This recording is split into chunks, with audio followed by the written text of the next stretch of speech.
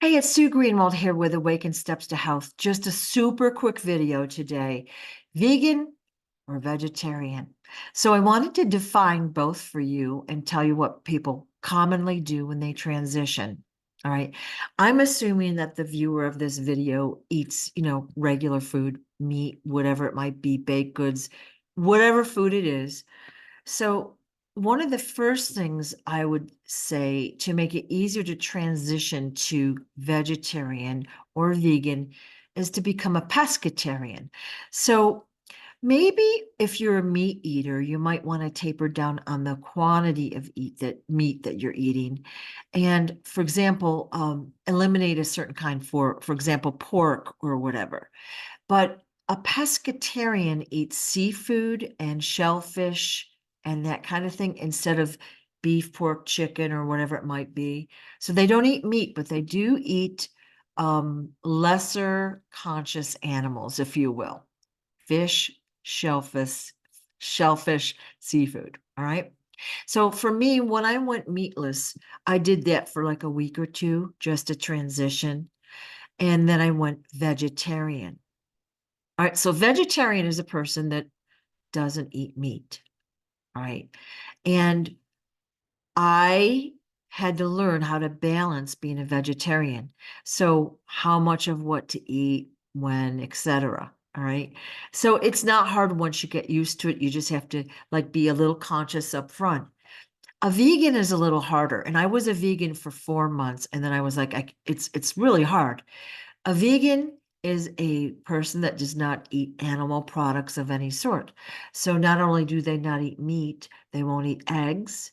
They won't have, say, honey, because that takes away from the animals. Nothing that's animal tested, of course. And then they don't wear or use leather.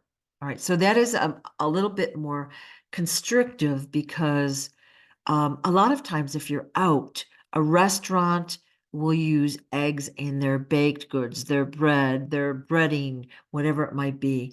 Or if you buy something from the grocery store, you may have to look to see if they've used honey or eggs. All right. So vegetarianism is a little bit easier than being a vegan. Okay. And so no matter what way you choose to go, I would say always do transitional steps, all right, to make it easier. All right.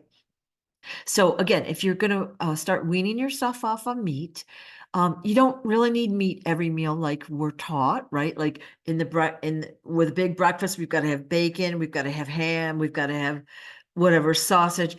Do you really need that, or can you just do with the other part of the breakfast, right? So maybe you can taper off on meat. Maybe you can start becoming more of a pescatarian initially, and then try the vegetarian thing. When I was doing my consulting work, I worked with a couple people who were vegetarians, but they ate no vegetables. Okay, so what they meant is I don't eat meat, which is fine and dandy, but they ate no healthy food. They ate chips, they ate fries, they ate grilled cheese sandwiches.